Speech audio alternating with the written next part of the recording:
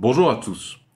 Quand nous parlons de résoudre le problème de la mort, nous sommes heurtés assez rapidement, je trouve, au fait qu'il existe deux termes différents dans le langage vulgaire, l'immortalité et l'invincibilité. On pourrait même faire allusion au troisième, l'indestructibilité. Et c'est un peu problématique. Nous, ce qu'on recherche, c'est résoudre le problème de la mort, donc c'est résoudre les deux, voire les trois problèmes en même temps. Et parmi les gens qui connaissent pas le transhumanisme, voire qui y sont opposés, donc notamment l'islam, le catholicisme, le judaïsme, et les autres formes de conservatisme et de réactionnaire, une de leurs phrases préférées, ils ont l'impression d'être très intelligents, c'est de dire « Ouais, mais de toute façon, si t'es immortel, t'es pas invincible, donc ça sert à rien. » Je propose donc de résoudre ce problème. Peut-être faut-il affronter l'obscurantisme sur tous les chemins. Je vous rappelle quand même que les catholiques ont miné le langage français avec le terme athée. C'est-à-dire que si tu ne crois pas en Dieu, tu es athée. Non, non, non, c'est pas,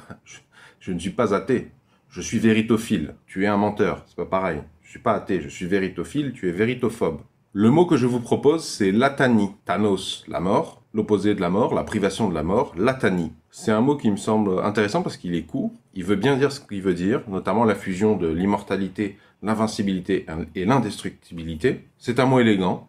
Beaucoup plus élégant d'ailleurs, je trouve, que immortel ou invincible. Latanie. Et c'est un mot fluide, qui se retient bien. Et c'est un mot d'autant plus intéressant qu'il est simple, je trouve. Il se base sur un mot qui existe déjà et qui veut bien dire ce qu'il veut dire. La mort, Thanos, latanie, l'absence de mort. C'est très important aussi, puisque justement, une partie du problème, c'est qu'il y a certains êtres humains qui pensent que l'immortalité et l'invincibilité, ce sont deux choses différentes. Mais c'est pas deux choses différentes. Hein. Quand vous mourrez de vieillesse, c'est strictement la même chose que quand vous mourrez d'un coup de couteau, ou quand vous mourrez d'un virus respiratoire, ou quand vous mourrez percuté par un bus. La délimitation entre les deux, c'est de l'enfilage de perles. C'est un mensonge. Que vous mouriez de vieillesse dans votre sommeil, que vous mouriez d'un virus, que vous mouriez de poignardés coups de couteau, que vous mouriez suite à un gros choc, accident de voiture, dans tous les cas, à chaque fois c'est la même chose.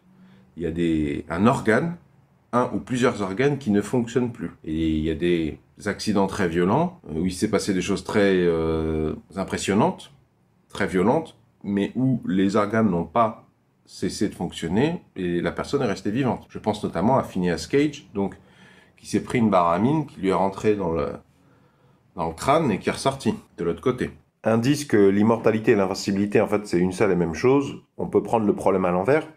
Le pacemaker, par exemple, eh bien, ça a rendu les gens plus difficiles à tuer et ça leur permet de vivre plus longtemps. Et c'est le cas de n'importe quel médicament, n'importe quel remède, n'importe quel vaccin. Ça permet systématiquement de devenir plus difficile à tuer et de vivre plus longtemps. On ne peut pas avoir l'un sans l'autre. Je vous invite à disséminer ce mot, Atani. Je vous invite à vous en emparer. Chercher à résoudre le problème de la mort, c'est atteindre l'Atani. Et ce sera probablement progressif. Et ce sera probablement une Atani obtenue progressivement. Nous allons devenir de plus en plus difficiles à tuer progressivement. Nous allons d'abord créer la possibilité de remplacer les organes quand ils tombent en panne. On a déjà commencé, hein, notamment le pacemaker. Nous travaillons sur des organes pas au même rythme, parce qu'il y a des organes que nous comprenons mieux, il y a des organes que nous sommes plus en mesure de réparer ou pour lesquels il est plus facile de trouver en 2022 un substitut. Il y a des organes qui sont plus ou moins accessibles, qui compliquent l'effet de recherche. Il y a des organes qui sont plus ou moins importants. C'est plus prioritaire de trouver des substituts de cœur, de cerveau ou de rein que de certains organes.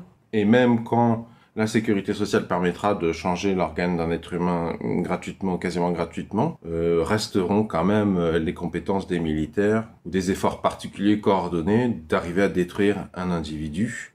Ça nécessitera plus de moyens, mais ça deviendra de plus en plus compliqué puisqu'il y a d'autres degrés d'Atani, d'autres possibilités pour renforcer l'Atani, notamment les backups, c'est-à-dire que tous les mois, la sauvegarde de votre conscience, c'est-à-dire que même si une armée pouvait vous détruire, oui, bon, ben, on a quand même la conscience de cette personne sauvegardée qui date d'il y a 15 jours, maximum 1 mois, et nous avons la possibilité de réimprimer cette conscience, de lui redonner forme, en accord avec ce qui a été convenu avec la personne dans son testament ou dans le document qui gère son atani.